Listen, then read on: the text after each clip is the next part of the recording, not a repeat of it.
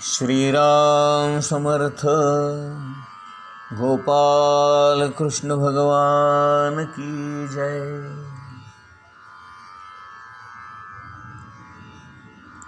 शंतनू राजा का दुःखी आहे?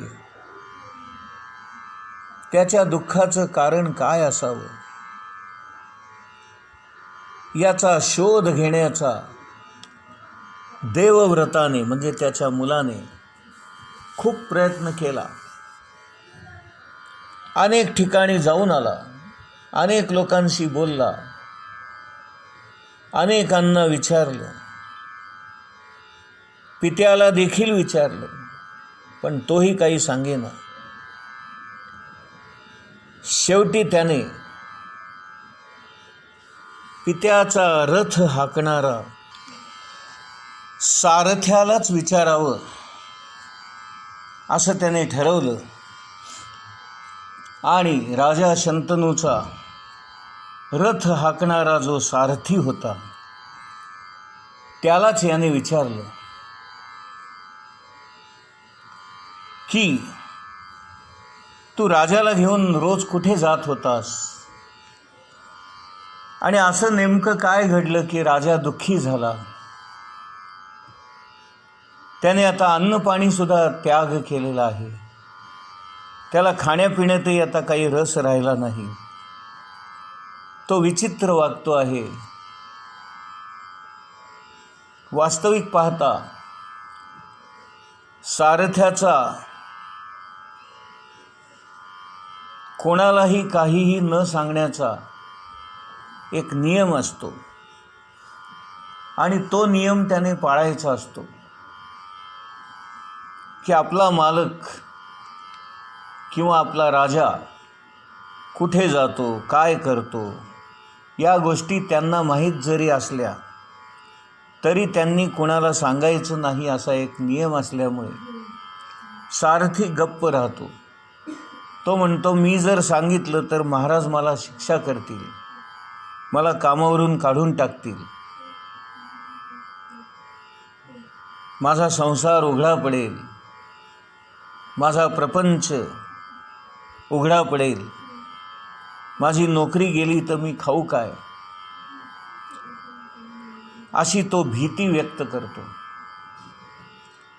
यावर शंतनू राजा काही करण्यापूर्वी मीच तुला कामावरून काढून टाकीन अशी धमकी देवव्रत देतो. तू जर मला सांगितलं नाहीस तर तुला इथे आसपास फिरकू देणार नाही, नोकरी तर लांबच राहिली,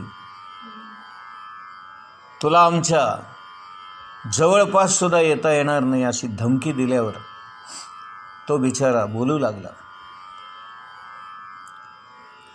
आणि मग देवव्रत त्या सारथ्याला घेऊन आपले वडील कुठे जातात याचा शोध घेता घेता तो वनामध्ये गेला आणि त्या नदीच्या किनाऱ्यापर्यंत जाऊन पोहोचला. आणि मग त्याने सांगितले की नदी ओलांडून महाराज पलीकडे जातात आणि समोर जो आश्रम आहे त्या आश्रमामध्ये एक सुंदर मुलगी राहते. तिच्या ते प्रेमात पडलेले आहेत आणि बहुतेक तिने यांना नकार दिलेला असावा आणि म्हणून राजेसाहेब उदास झालेले आहेत असं मला वाटतं. असा सगळा खुलासा त्या सारथ्याने केला. देवव्रताने त्या सारथ्याला जाण्याची आज्ञा दिली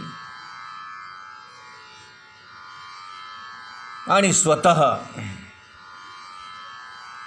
तो नदी ओलांडून पैल तीरावर गेला आणि सत्यवतीच्या घरी जाऊन पोहोचला.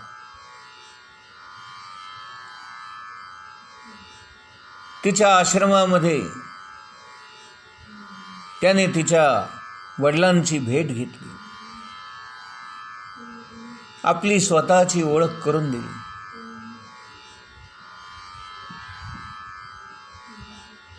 आणि विचारलं की माझे पिताजी आपल्याकडे आले होते, त्यांचं आणि तुमचं नेमकं काय बोलणं झालं, काय नेमकं बिनसलं आणि म्हणून माझ्या वडिलांची आज ही अशी अवस्था झाली आहे. त्यांनी अन्नपाण्याचा त्याग केला आहे, ते दुःखी झालेले आहेत, त्यांना कशातच आता रस वाटत नाही. त्यांची ही उदास खिन्न अवस्था कशामुळे झाली, आपण कृपा करून मला हे सांगावं. अशी विनंती केल्यानंतर सत्यवतीचे पिताश्री देवव्रताला म्हणाले, तुम्ही म्हणताय ते बरोबर आहे. तुमचे वडील आमच्या आश्रमामध्ये येत होते, त्यांचं माझ्या मुलीवर प्रेम आहे आणि त्यांना माझ्या मुलीबरोबर विवाह करायची इच्छा आहे. परंतु तुमच्यामुळे हा सगळा अडथळा निर्माण झालाय, गोंधळ निर्माण झालाय आणि हा विवाह होऊ शकत नाही. देवव्रताला कळेना. तो म्हणाला, माझ्यामुळे? माझा याच्याशी काय संबंध? मी कुठेच नाहीये. यावर तिचे पिता म्हणाले, अहो, हीच तर या विवाहातली अडचण आहे. मी एक साधा भोळा गरीब माणूस, कोळी, नदीवर मासे पकडून उपजीविका करणारा, आणि माझी ही मुलगी. आम्ही आरामात राहत होतो. आम्ही काही कोणाच्या आध्यात नाही, मध्यात नाही. तुमचेच वडील राजेसाहेब स्वतःहून माझ्या आश्रमामध्ये आले आणि मला म्हणाले, तुमच्या मुलीशी मला विवाह करायचा आहे. मला आनंद वाटला. आपली मुलगी जर राजाची राणी होती आहे तर मग माझा नकार असण्याचं काही कारणच नव्हतं. परंतु आम्ही असा विचार केला की जर माझी मुलगी राजाची राणी होणार असेल तर तिचा पुत्र राजपुत्र झाला पाहिजे आणि तो राज्याचा वारस झाला पाहिजे. म्हणजेच पुढचा राजा माझा नातू झाला पाहिजे. अशी आम्ही सामान्य माफक अपेक्षा केली. यात आमचं काय चुकलं? कुठलाही सामान्य माणूस हीच अपेक्षा करणार की माझी मुलगी ज्या घरामध्ये सून म्हणून गेली आहे किंवा राणी म्हणून गेली आहे, उद्या तिला मुलं झाल्यानंतर तिच्या मुलांना त्या घराण्याचा अधिकार मिळावा, त्यांचा वारसा मिळावा, ही प्रत्येक माणसाची अपेक्षा असते. आम्ही काही फार मोठं काही वावगं मागितलं नाहीये. पण अडचण अशी आली की आपल्या वडिलांनी नुकतंच तुम्हाला सांगितलं होतं की पुढचा राजा तू होशील आणि तुम्हाला युवराज पद देण्यात येईल आणि तुमचा राज्याभिषेक करण्यात येईल, हे आश्वासन तुम्हाला दिलेलं असल्यामुळे तुमचे वडील माझी ही मागणी पूर्ण करू शकले नाहीत.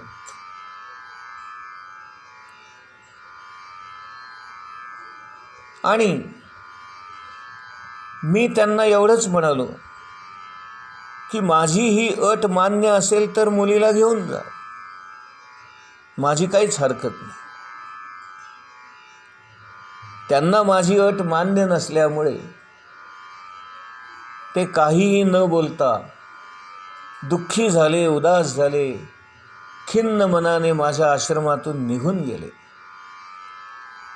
त्यानंतर परत कधी ते आलेही नाहीत, आमच्याशी काही बोललेही नाहीत, माझ्या मुलीलाही ते भेटले नाहीत. असा सगळा हा प्रसंग घडलेला आहे. तो मी तुमच्या कानावर घातला. असं त्या सत्यवतीचे वडील देवव्रताला म्हणाले. देवव्रताचा एकूण सारा प्रकार लक्षात आला आणि आपल्या वडिलांच्या विवाहामध्ये माझं वारसा हक्काने मिळालेलं राजपुत्रपद किंवा भावी काळामध्ये होणारं राजपद हे अडथळा ठरतंय हे पाहून त्या देवव्रताने हातामध्ये पाणी घेऊन एक अत्यंत भव्य दिव्य अशी प्रतिज्ञा केली. साऱ्या त्रैलोक्याला, साऱ्या नक्षत्र तारे तारकांना, साऱ्या ब्रह्मांडाला, प्रत्येक जीवामध्ये असणाऱ्या भगवंताच्या अंशाला, कणाकणाला साक्षी ठेवून, पंचमहाभूतांना साक्षी ठेवून, पृथ्वी, आप, तेज, वायू, आकाश, सूर्याला साक्षी ठेवून, अग्नीला साक्षी ठेवून, भगवंताला साक्षी ठेवून आणि सर्व आत्तापर्यंत आमच्या घराण्यामध्ये होऊन गेलेल्या सर्व पितरांना साक्षी ठेवून मी अशी प्रतिज्ञा करतो की यापुढे कधीही मी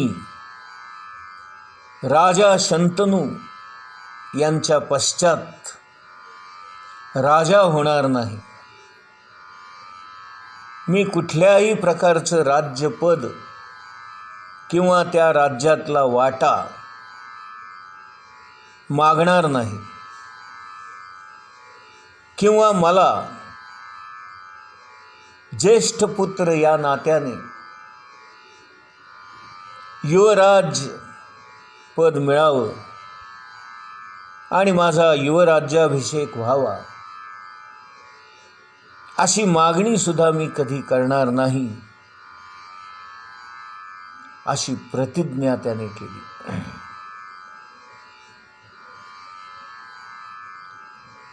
यावर हा प्रकार इथेच थांबायला हवा होता, परंतु सत्यवतीचे पिता पुढे असं म्हणाले की तुम्ही प्रतिज्ञा केली हे ठीक आहे, तुम्ही पाळाल याची सुद्धा आम्हाला खात्री आहे, परंतु उद्या तुमचा विवाह झाला आणि तुमच्या पुत्राने जर या राज्यामध्ये आपला वाटा मागितला तर माझ्या नातवाचं नुकसान नाही का होणार? माझ्या नातवाला हा वाटा द्यावा लागणार नाही का? आणि कदाचित तो जर माझ्या नातवापेक्षा महापराक्रमी निघाला आणि त्यानेच हे राज्य हडप केले किंवा तोच जर राजा झाला तर माझ्या नातवाचा राजा होण्याचा अधिकार हिरावला नाही का जाणार? आता ही शंका पण रास्तच होती. हे देवव्रताला पटलं. तो म्हणाला, तुम्ही म्हणताय ते बरोबर आहे, असं होऊ शकतं, परंतु हे सुद्धा होऊ नये म्हणून मी आणखीन एक प्रतिज्ञा करतो. आजपासून मरेपर्यंत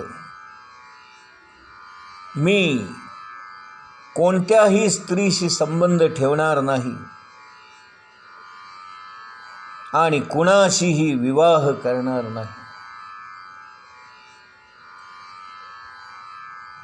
अशी मी प्रतिज्ञा करतो. आणि या माझ्या प्रतिज्ञेला हे सर्वजण साक्षीदार आहेत. आणि ही माझी होणारी माता सत्यवती आणि तिचे पिता आपण स्वतः, आपणही दोघे या माझ्या प्रतिज्ञेचे साक्षीदार आहात. अशा प्रकारे त्याने भीष्म प्रतिज्ञा केली आणि म्हणून तो देवव्रताचा भीष्माचार्य झाला. आणि त्याने सत्यवतीला आपल्या रथात घालून शांतनू राजाच्या स्वाधीन केले. गोपाल कृष्ण भगवान की जय.